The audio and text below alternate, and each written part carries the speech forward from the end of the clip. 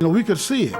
And in a community like this, in a deeply segregated community like Farmville, when you get about 5 or 6 years old, you begin to see, and maybe earlier, you begin to see who owns and controls the means of distribution of goods and services in the community.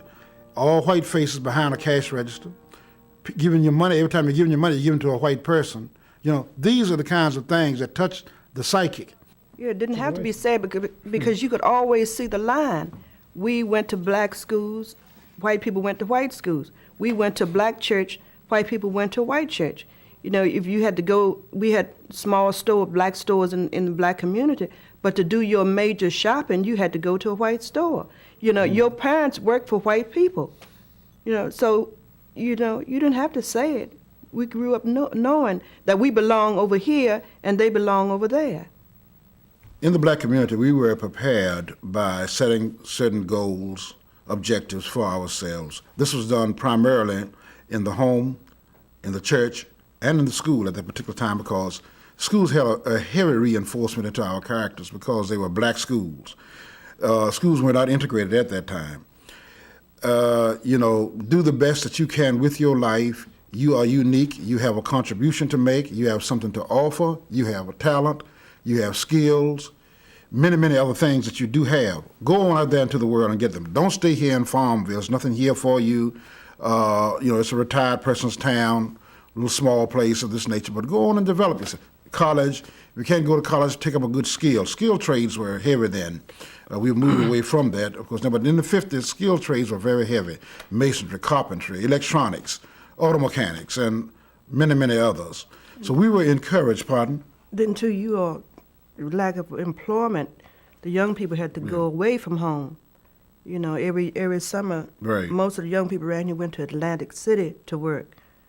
There were imaginary geographical boundaries in our minds as to how far we could go.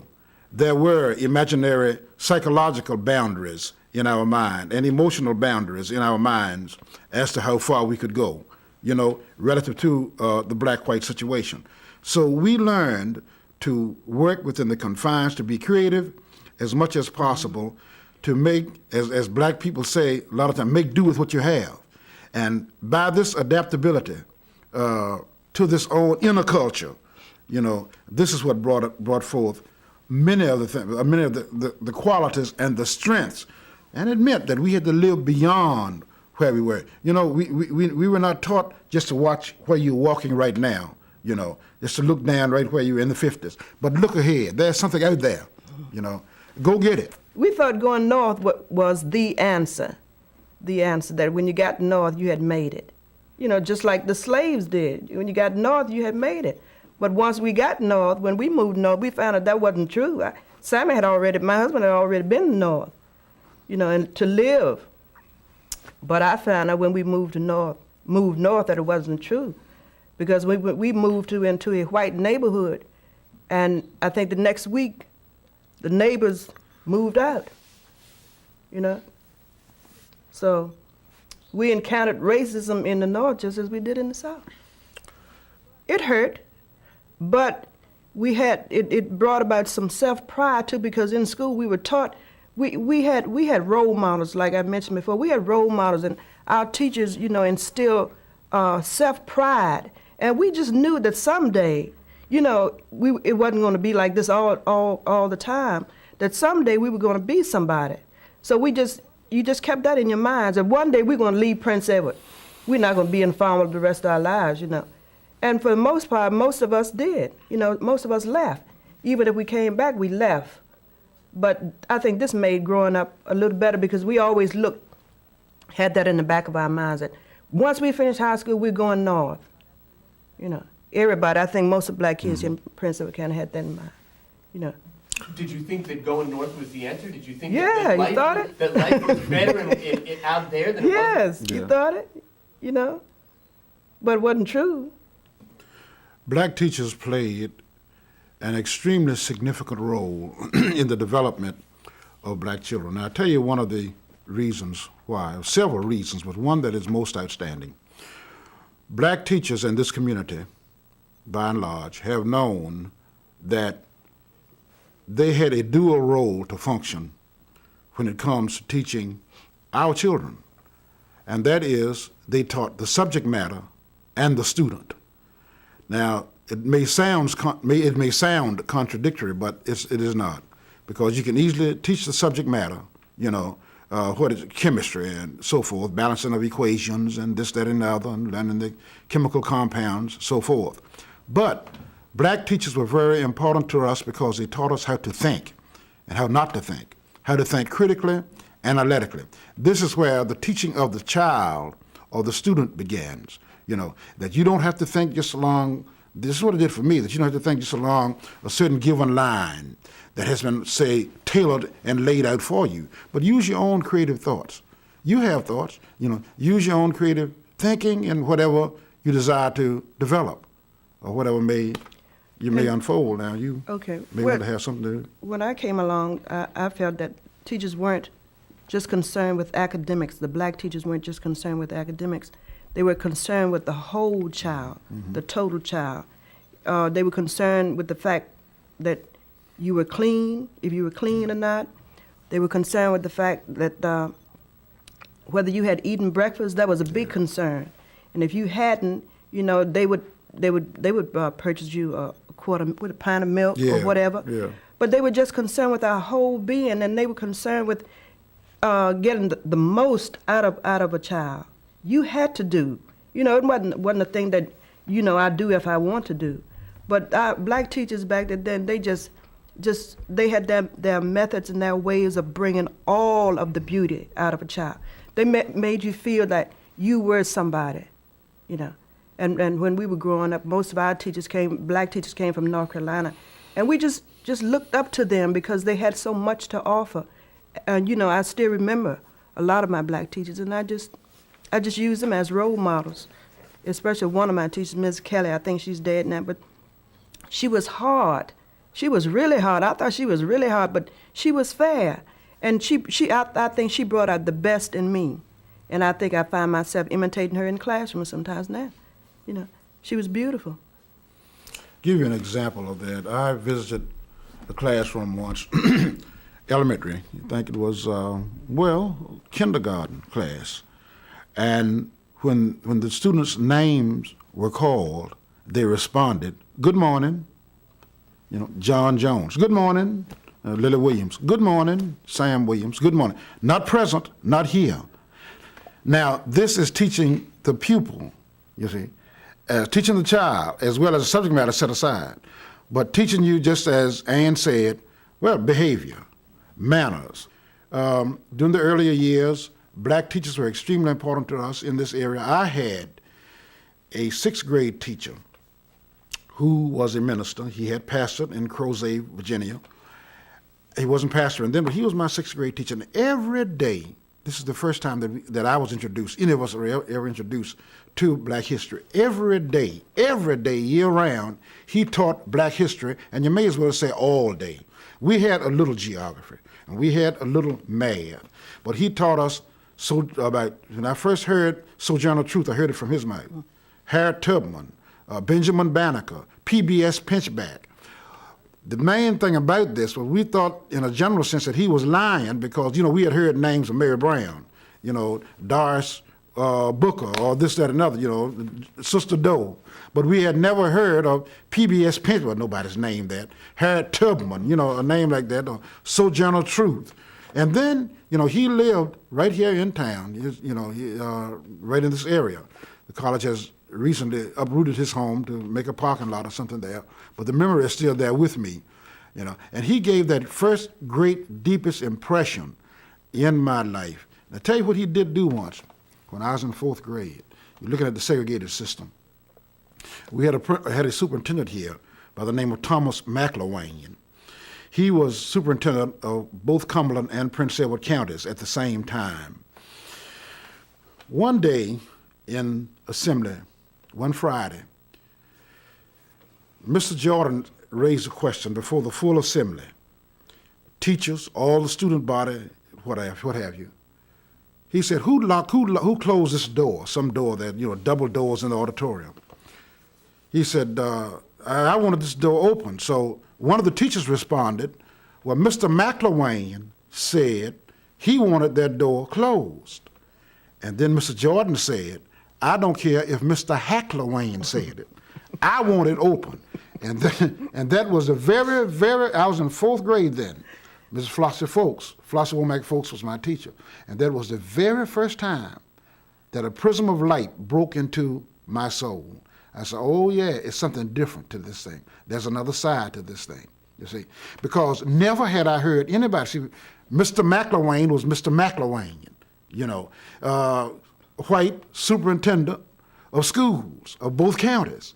And, you know, he was Mr. McLean, you know, next to Jesus. And when he came, and the other whites came to Robert Russell Moulton Elementary School, oh, how we used to have to just sing our hearts out, God bless America, my country 'tis of thee, Star Springer, all that. We just really went to work on that before them.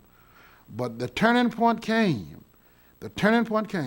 when he said that. I don't care if Mr. Hacklewain. So I knew right then, I said, it's another side to this thing. It told me, you see, this black teacher told me the system can be opposed, you know. It can be protested. Because I didn't know anybody could talk against a white person like that. I thought his rule was the rule. When I was in grade 6, my 6th grade teacher was Arthur Jordan, a native of Farmville. Each day in class, he was a minister, but each day in class, he would teach from his own thinking black history. Every day, there were different characters in class highlighted. Sojourner Truth, Harriet Tubman, Benjamin Banneker, PBS Pinchback, and scores of others, unwritten heroes of whom we had never heard. Robert Russell Moulton from right here lived out in Rice in the little pocket of Prince Edward County, and he would tell us the true stories regarding the accomplishments, the inventions, the discoveries of all these people. There, at that particular time, was in our class there were 2 people, I should say, in our class whose father invented, right here in Farmville, whose father invented the switch in the railroad tracks for the gates to come down automatically. That man was from Farmville. And his daughter and his son was right there in our class. And Mr. Jordan highlighted that for us. But white stole his pattern, you know. But the fact remains, every day in class, there were personalities highlighted. I recall him even telling us that when the surrender transpired in Appomattox, Lee and Grant came right across his backyard. You know, they fought all the way up, right through Farmville, you know, came right across his back. He used to tell us things like this. And this instilled within us a tremendously great deal of dignity and somebodyness. And he even cited a situation once here in Farmville when he was a boy. He witnessed a hanging of a black man, not a full-scale hanging, but he went in to the courtroom and they said, you can't come in. Well, somebody said the door is locked now, this boy is in, he has to stay. Now, there was an old black woman whom he said prayed, if you try to hang this boy, I'm going to tell God Almighty about you. And this black woman went over in the corner and got on her knees. And they tried to hang him, put the gallows around him, his neck, rope and everything, and it broke. See? I never did forget that. I don't know who he was, you know.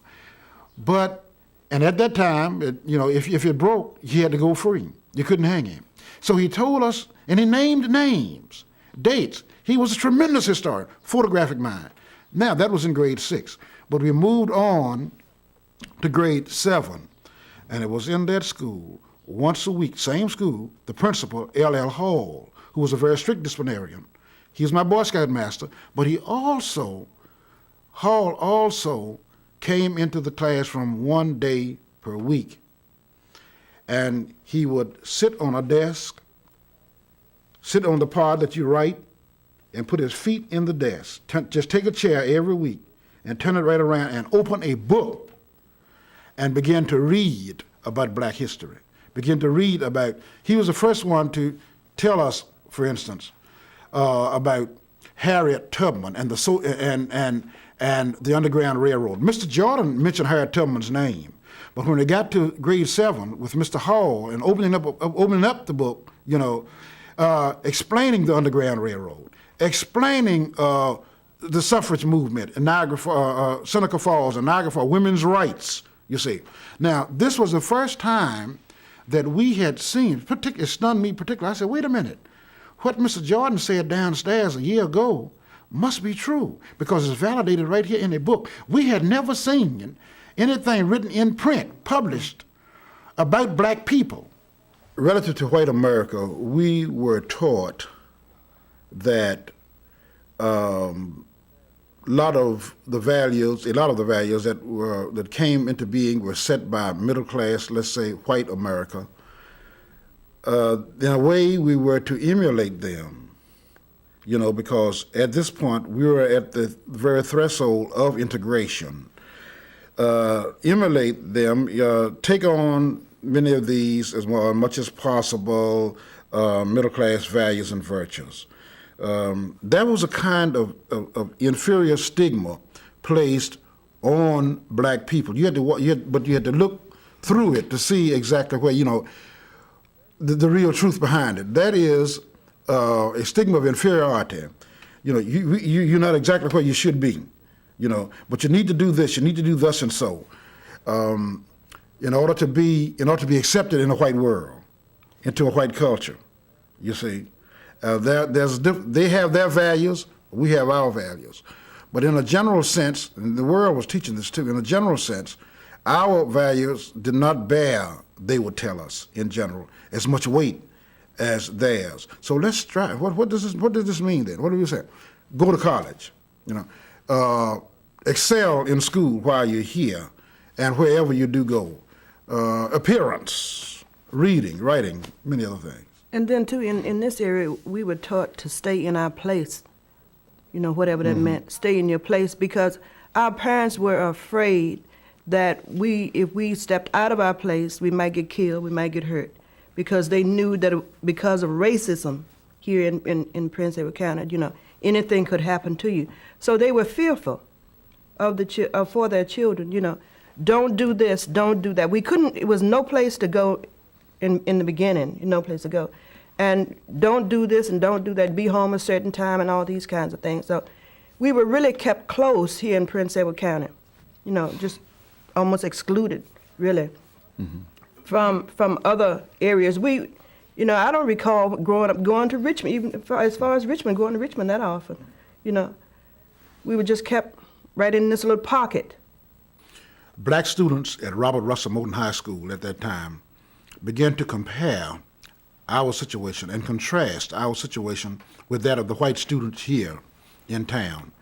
We saw a lot of things that were distasteful to us. We saw, for instance, our having occupied a brick structure with 3 tar paper shacks around it. Or even before that time, they weren't there. Then we looked over to the White High School. We saw one complete facility, good scientific lab, academics were broader. We were talking to some white students. They had to take certain courses that were optional to us in the sciences and so forth. Then on the athletic field, their field was well lighted. We didn't have lights on our football field or our athletic field. And I do recall when I played football in high school, when we had night games away, our coach would go there and get permission from them to let us practice one night so we could get accustomed to the lights. So there was these were the physical things and academic things. And we saw ourselves, begin to view ourselves as being somewhat inferior or subservient at that particular time as far as academics. The whole academic community, the whole educational community and setting was concerned, because we did not have what they had. And we felt that our parents were hardworking, tax-paying citizens and people right here in Farmville and in Prince Edward. Hey, we need to have the same facilities that white students have. I thought integration was meant, at that time, I thought integration meant, as far as the schools were concerned, that we were going to have better facilities, we were going to have equal rights whatever the white children had in their schools, we were going to have the same things. I did not think that values would be destroyed and these kinds of things. I just thought it meant equal at that time. This was a mood that swept the age, really, because it was based upon economic and political and social denial, you know. And you've been denied, deprived economically, socially, politically. But now we're going to integrate this thing. And across the board, everybody will be what one has, the other one would have, you know. If one job open to one, it'll open to somebody else, you know. And we thought that it would just stop there. We did not envision a day of, hey, it's necessary to pass some legislation from Congress. We did not envision the day that, hey, it'd be a day of affirmative action.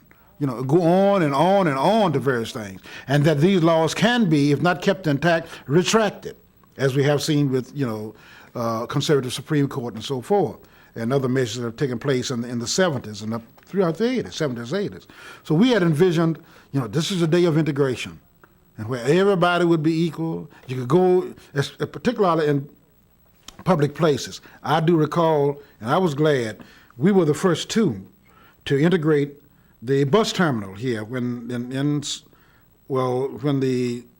legislation was passed regarding desegregation in public facilities. When the civil rights law was passed then, the two of us went into the restaurant side over there, and there were blacks on the other side. We ate in the white side. The very next day that the legislation became effective, we ate in the white side. Well, there was some in the black terminal, on the black side of the terminal. We beckoned to come on over. Well, they looked at us, they were with suspicion and doubted us, what they were doing with that. But the white people behind the counter who were waiting on us didn't say anything because they knew, And at the same time, this connects with something earlier, at the same time, throughout the South, the command came down, or the demand came down. You got any black or white signs over your entrance, paint over them. No colored entrance and no more white entrance. Well, they did it here in Farmville, but with one coat of paint. Mm-hmm. See, the word colored was up there, written in black, but it just painted one coat of, paint just real lightly, and they did paint over it, but not so much that it was not invisible. They complied with the law. Yeah, right. Yeah, they did paint over, but they paint over it. But we walked on into the day after they painted over it, we walked right on in the other side and ate. Losing that black-teacher relationship, I think, was one of the things that really hurt a lot, because it was a bond between the student and the black teacher. The teachers cared for you, you cared for them, and like I said, it was like being next to your parents. You when you went to school, you knew that you were secure until you returned home that evening. You knew that with the principals and the teachers. You had no doubt, and the parents felt secure. If the parents had come to school, they were going directly to the teachers, and whatever teacher said, they believed. Very true. The black teacher made a combination. He or she combined academics with morals. Mm-hmm. Okay? Not going to just teach a subject, but I'll teach the people also. So, when you met him or her on Main Street after school, in the day after school, or on Saturday, first thing you start thinking, well, am I dressed properly? Or how do I look? Or this, that, and the other, because yes, here comes my teacher down the street, And in that day and time, you'd be reprimanded the next day if you didn't look up to par. Mm-hmm. They just showed they cared so much about you, They just wanted you to learn, and they just cared so much about your whole being. I feel that since we have integrated, we have become too comfortable. We think we don't have to do, that we're going to make it anyhow. And I think that parents have allowed the children to get away with too much as far as education is concerned, not being as strict as they would have been if the schools had remained black, because of the fact that you would have black teachers, and those black teachers would be as strict, I feel, on a black child. You have to do, you must do, because if you want to succeed, this is what you have to do, and blah, blah, blah. Not that, well, if you don't want to do, you don't have to do. Go on then. But with black teachers and black students in a all black environment, it is stressed that you have to do. You want to be like maybe Jesse Jackson. You want to be like Martin Luther King. You want to be like this person. You want to be like that person. But in the school systems, I feel that integration with the teachers, even the teachers, we are afraid to talk about black people. And then sometimes it's not just fear, it is the fact that we don't know about our own heritage. So therefore, we cannot pass on what we don't know. So I feel that in this light, our children are suffering. No longer than yesterday, we were talking about black history in class, and I explained to the children, I said, you don't know your heritage because it's not written in the history books. We have a few people every now and then you see a black face. But I said, I can ask any white child in here about their heritage, and they'll be able to tell me more than you. And I said, I'm standing here trying to teach you, so I want you to listen. I want you to learn about some of your people so that you can continue to pass this thing on down from one generation to the other. And this is the main thing I feel that bothers me. You know, if you don't know your heritage, then you don't know who you are. And it's just so much of our history we do not know. You know, we have been denied and been deprived of these opportunities. But now, you know, if you can learn all that you can about yourself, irregardless of what color you are. This is the way I feel about it. I have come from the other side of the track, so to speak, South Street right here in Farmville. And I see that I have grown. Well, let me back up and say that South Street is supposed to be one of the bad streets, you know, or the other side of town, the other side of the tracks. But with my parents and pastor and all who have helped mold my life, I see that I have grown. I feel that I have made a contribution.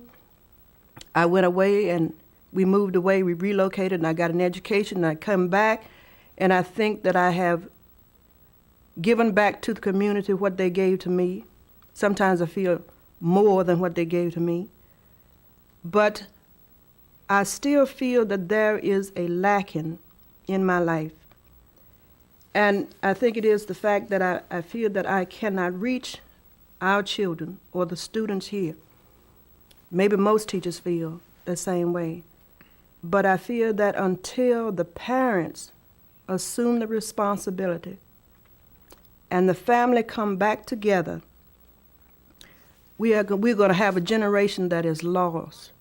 The opportunities are going to be there, but they're not going to be prepared to accept whatever, you know, is going to be offered to them. And I think that is really crucial, you know. And maybe you can't see it unless you are a teacher, to see the talents and the potentials that are being wasted every day because of the fact that these children cannot see the importance of getting an education, a good education. You know, we still think that something is going to be given to us, but they're missing the boat. You have to get what you have to get while you're young, and then you'll be prepared when you get older, you know. And whatever, when the door is open, then you can walk into it. You know, you can demand, you know, that this is mine and I'm going to take it because I am prepared to take it. But I don't see that. I'm not saying all the students, but a large majority of them. And the parents got to take responsibility, assume that responsibility of getting those kids to study and said, this is your life. Do something with it. Even if I didn't do anything with mine, do something with your life. And sit there and make sure that it is done. You know, not expecting the teachers to do all we can't do it. I feel positive about the distance that I have come, or that, well, I'm sure I'll speak for Ann too, that we have come, considering from whence we've come. That is, I don't see can be measured in different segments. I feel far more informed. I have grown far more intellectually and academically than I did, before the move, since I was my early days in elementary school as they unfolded. But I do not see this kind of change as far as power. See, that has not come to black people yet. That is, and this is a crucial statement that I'm about to make, that is, placing black people in key positions where they can make economic decisions that will affect their politics, or political decisions that will affect their economics. You see, now we are not in that position yet. This has to do with who owns and controls, here again, the means and distribution of goods and services in our society. What black people own in this country, we spend about $110 billion a year or more, but what black people own in this country, are just a drop in the ocean in comparison. I mean, banks and businesses and everything else. When you just see thousands upon thousands of whites owning this, but just not even 2% of blacks. And so, but see, that's a position that has not been granted yet, and we have not reached that point yet. That is the struggle that's underneath all of it. This thing is about money. This thing is about economics. And white segregation says, keep black people ghettoized. Pump that dope in the community as much as possible. Keep them ghettoized, stacked up on top of each other in apartments and projects and beside each other and so forth. Keep them in that fashion and deny them as much as possible the rights of education. Or cut them off, let them become a dropout. You can become a dropout in first grade, And so they won't excel, because if they excel, they're going to excel. That means excelling not only education, but in money. And money constitutes power, you see. And so let's keep them away from that. And see, that hasn't really been unfolded yet. You see, we don't own anything in Pan Am and in the multinational corporations. I'm just saying that in the top insurance company, people who sit on these boards and top boards of the banks and so forth, savings and loans and all of that, whatever may come to them soon, their faces are white. And we have not been, it's always been programmatic with us, generally. I can see some changes, but there has not been a change in that dollar yet of ownership. We don't have that yet. And I think a lot of parents, just instill that blackness into their children during that time. I know with us, we were just so black. Everything was just so black, black power. Our children just knew it backwards and forward. And like in our home, Wednesday night? Friday. Every Friday, my husband gave our children an assignment. They had to learn something about Africa and report on it. And it paid off. It really did. It paid off, And today they really appreciate it. You don't have to go around wearing it on your collar, but it comes out, and you know who you are. You're not ashamed of your identity, and you know who you are. So it really pays off to know who you are and express it whenever it's necessary, or just wear it proudly, whatever race you are, That's the way I feel about it.